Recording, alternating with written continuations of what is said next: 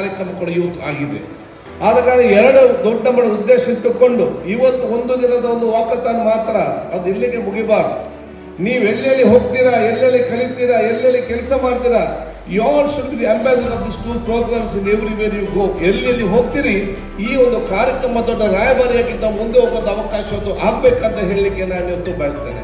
ಇದು ಎರಡು ಕೂಡ ನಮ್ಮ ದೇಶಕ್ಕೆ ಇವತ್ತು ಅತಿ ಅಗತ್ಯವಾಗಿರುವಂಥದ್ದು. ಆದ ಕಾರಣ ಅದರ ಜೊತೆ ಇನ್ನೊಂದು ತಾವು ಇವತ್ತು ಸೇರಿಸಬೇಕಾಗ್ತದೆ.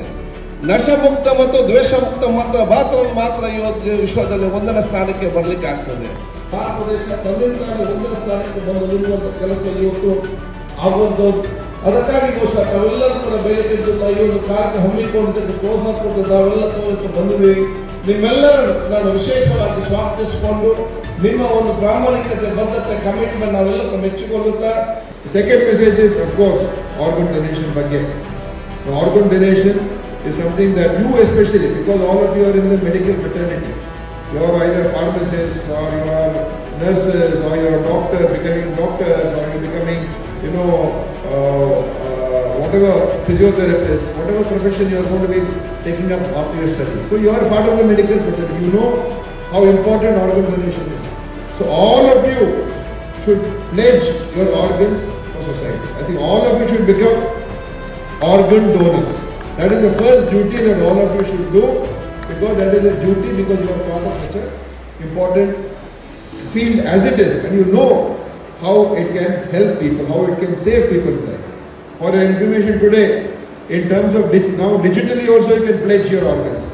And in the country today, Karnataka is at the 3rd position in organ donation after Maharashtra and Rajasthan. We are the 3rd position, and if all of you start pledging your organs, we will reach the 1st position.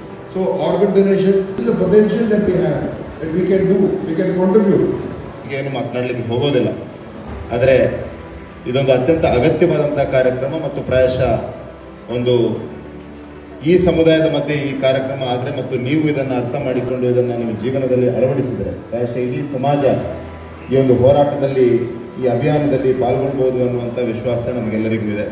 ಹಾಗಾಗಿ ಈ ಕಾರ್ಯಕ್ರಮವನ್ನು ಆಯೋಜನೆ ಮಾಡಿರುವಂಥ doctor ಭಗವಾನ್ ಮತ್ತು ಅವರ ಇಡೀ ತಂಡಕ್ಕೆ ನಾನು ವಿಶೇಷವಾಗಿ ಧನ್ಯವಾದಗಳನ್ನು, ಅಭಿನಂದನೆಗಳನ್ನು ಕೂಡ ಸಲ್ಲಿಸಲಿಕ್ಕೆ ಬಯಸ್ತಾ ಇದ್ದೇನೆ. ಈ ಕಾರ್ಯಕ್ರಮದಲ್ಲಿ ಪಾಲ್ಗೊಂಡಿರುವಂಥ ಎಲ್ಲ ವಿದ್ಯಾಸಂಸ್ಥೆಯ ಪ್ರಮುಖರು, ವಿದ್ಯಾರ್ಥಿ ಸ್ನೇಹಿತರಿಗೂ ವಿಶೇಷವಾಗಿ ಧನ್ಯವಾದಗಳನ್ನು ಸಲ್ಲಿಸ್ತಾ, ನಮ್ಮೆಲ್ಲರ ಹೆಮ್ಮೆಯ ಪ್ರಧಾನಮಂತ್ರಿ ಆದಂಥ ನರೇಂದ್ರ ಮೋದಿ ಅವರು ಒಂದು ವಿಕಸಿತ ಭಾರತವನ್ನು ನಿರ್ಮಾಣ ಮಾಡುವಂಥ ಸಂಕಲ್ಪವನ್ನು ಕೈಗೊಂಡಿದ್ದಾರೆ. ಆ ಸಂಕಲ್ಪ ಈ ನಶಾಮುಕ್ತ ಭಾರತದ ಮುಖಾಂತರ, ಒಂದು ಸಶಕ್ತ ಭಾರತದ ಮುಖಾಂತರ ಮತ್ತು ಒಂದು ಆರೋಗ್ಯವಂತ ಭಾರತದ ಮುಖಾಂತರ ಮಾತ್ರ ಸಾಧ್ಯ ಇದೆ ಅನ್ನೋದನ್ನು ಅರ್ಥ ಮಾಡಿಕೊಂಡು ಈ ಕಾರ್ಯಕ್ರಮವನ್ನು ಆಯೋಜನೆಯಲ್ಲಿ ಸಹಕಾರವನ್ನು ನೀಡಿದಂಥ doctor Shivasharan Shetty, doctor Sharan Shetty, doctor Iftikhar ಅವರಿಗೂ ನಾನು ಈ ಸಂದರ್ಭದಲ್ಲಿ ಧನ್ಯವಾದಗಳನ್ನು ಸಲ್ಲಿಸ್ತಾ